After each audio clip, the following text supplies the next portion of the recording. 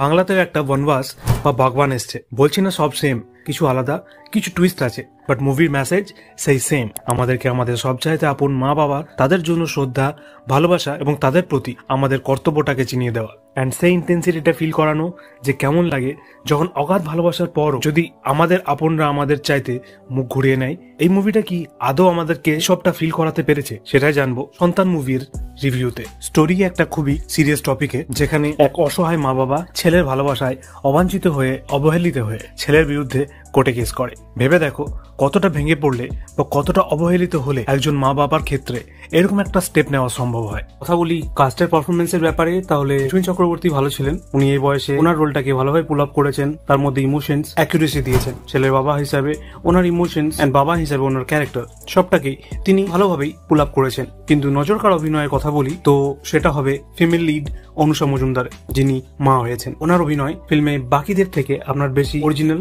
And effective মনে হবে। ঋত্বিকের কথা বলি তো তিনি একজন অভিজ্ঞ অভিনেতা, কিন্তু উনি একটা নেগেটিভ রোলে আছেন এবারে। বাট জানি না কেন তিনি চেষ্টা করেছেন নিজের 100% দেওয়ার, কিন্তু কোথাও না কোথাও ওনার রোলটা আপনার ইমপ্রেসিভ মনে হবে না। হতে পারে সেটা নেগেটিভ রোলের জন্য, বা হয়তো যে উনি বেশি এফোর্ট দিচ্ছেন না রোলটার জন্য। হয়তো আপনি ওনাকে জাস্ট একটা ফিল্মের রোলের মতোই দেখবেন, যেটাকে উনি অভিনেতা হিসেবে বজায় রাখছেন। বাকি খরাজ মুখার্জি তো অলওয়েজ ওয়ান্ডারফুল, উনি জানেন ওনাকে কি দেওয়া হয়েছে অ্যান্ড সেটাকে কিভাবে বজায় রাখতে হবে। বাকি শুভশ্রীর কথা বলি তো রাজ চক্রবর্তী ডিরেক্টেড প্রত্যেকটা মুভিতে উনি ভালো রোলই করে থাকেন। এই মুভিতেও উনি অ্যাক্টিং ভালোই করেছেন সবার মতে, হয়তো আপনারও হিসাবে। জানি না কেন শুভশ্রীর ডায়লগস গুলো খুবই স্ক্রিপ্টেড মনে হচ্ছিল, মনে হচ্ছিল যে তিনি অভিনয়ই করছেন।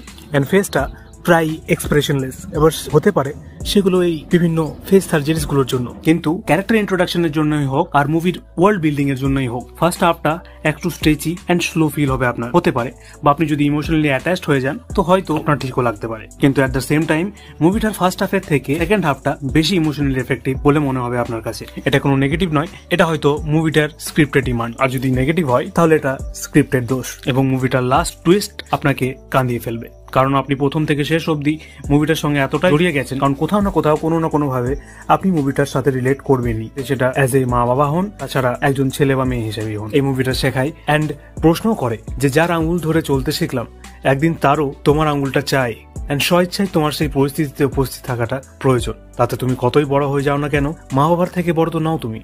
যে মা বাবা তোমায় নিজের সমস্ত শখ আহ্লাদ ভুলে গিয়ে নিজের সমস্ত সময়টা দিয়েছে, তাদের জন্য তোমার কাছে সময় নেই কেন আজ? কেন তাদের দুর্দিনে তুমি থেকেও নেই? মা বাবার অবদান, স্যাক্রিফাইসেস ভুলে যাওয়া কি এতটাই সহজ? একটা সন্তানের জন্য মা বাবার থেকে বড় শুভাকাঙ্ক্ষী কি কেউ আর হতে পারে? যে মা বাবার অর্ধেক জীবন তোমাকে আঁকড়ে ধরে পেরিয়ে গেল, সেই সন্তানারই মা বাবার জন্য না মনে জায়গা আছে না বাড়িতে। এটা কেন হয়? নিজের সন্তানের কাছে প্রাপ্য ভালোবাসা, অধিকার এবং সম্মানটা পেতে কেন একটা মা বাবাকে কোর্টে কেস করতে হবে? এটা যতটা দুঃখের ততটাই লজ্জারও।